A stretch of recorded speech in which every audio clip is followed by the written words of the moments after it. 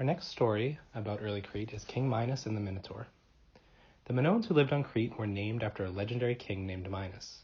The Minoans told this story about Minos.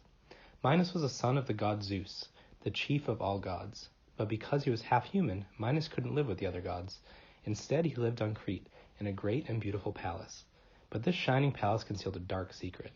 Below the foundation of the palace, in a maze so twisty and complicated that no one could find the way in or out, lived a horrible monster, the Minotaur. The Minotaur lived in the dark, but people whispered that he was half man and half bull, and that he ate human beings.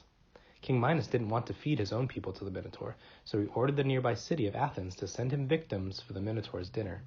Every year, Athens had to send 7 girls and 7 boys to King Minos, or else, he threatened, he would destroy their city. Year after year, the Athenians sent this dreadful tribute to Minos. They put the names of all the boys and girls of Athens into a bowl and picked out 14 unlucky victims, then put them on a ship and took them to Crete. And year after year, the 7 girls and 7 boys disappeared and were never seen again. On his 18th birthday, Theseus, the son of the king of Athens, decided to walk down to the seaside. The sea was blue, the sky was clear, and the sun shone. But the beach was full of weeping fathers and mothers, and the ship drawn up to the shore had black sails. "Why does that ship have black sails?" Theseus asked. "Why are you all crying?" "Because our sons and daughters are going to Crete," one mother answered him. "They'll be eaten by the Minotaur, and we'll never see them again." Theseus was horrified. "Why didn't I know about this?" he demanded. "Because you are the prince," another father told him. "Your name is never put into the bowl with the names of all the other young people of Athens. You'll never have to go to Crete and face the Minotaur." "But that's not right," Theseus said. "Let's go to Crete in the place of one of the young men. I'll face the Minotaur, and I'll try to kill him. If I succeed, we'll put a white sail on the ship instead of a black one and sail home to Athens, and no one will ever have to be sacrificed as a tribute to King Minos again." Theseus' father, King Aegeus, begged him not to go. But Theseus was determined, and in the end, he had his way. He sailed to Crete with the other victims. On the shore of Crete, they were greeted by the cruel King Minos himself, with his beautiful daughter, Ariadne, walking meekly behind him. "More food for the Minotaur," King Minos said, with a great laugh. "Tonight you'll visit the bull man in the labyrinth, his maze beneath my palace." He sent the 14 victims to the prisons of Knossos to wait for nightfall. But Ariadne had fallen in love with Theseus at first sight. Just before dark, she found a torch, a sword, and a ball of wool, and crept secretly out of King Minos' palace down to Theseus' prison cell. "Theseus," she whispered, "do you want to kill the Minotaur?" "Yes," Theseus answered, "but how can I?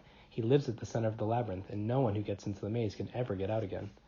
"I've brought you a torch to light your way," she said, "and a sword to kill the monster. Take this ball of wool and tie it to the doorframe of the labyrinth. Then drop the ball and let it roll forward. It will lead you to the center of the maze, because the center is the lowest part of the whole labyrinth. You'll find the Minotaur sleeping there. Kill it, and then follow the string back to the doorway." She unlocked the door of the cell and let Theseus out. He did as she told him, making his way through the dark passages of the labyrinth, with his torch throwing strange shadows all around him and the ball of wool rolling steadily forward in front of him. Suddenly the ball came to a stop. Theseus held up his torch. He was in the center of a huge underground room. It stank of some wild animals, and bones littered on the floor. In the middle of the room, a monster, half man and half bull, lay asleep on a golden sofa. Theseus started forward, but the monster woke and leaped from his sofa with a roar. They fought together for hours until finally Theseus struck the Minotaur dead with his sword. Then he made his way back up to the entrance of the labyrinth, following the wool string until he saw the door to the outside up ahead of him. Ariadne had already released his 13 friends. Together they slipped away to the harbor, boarded their ship, and set sail for Athens.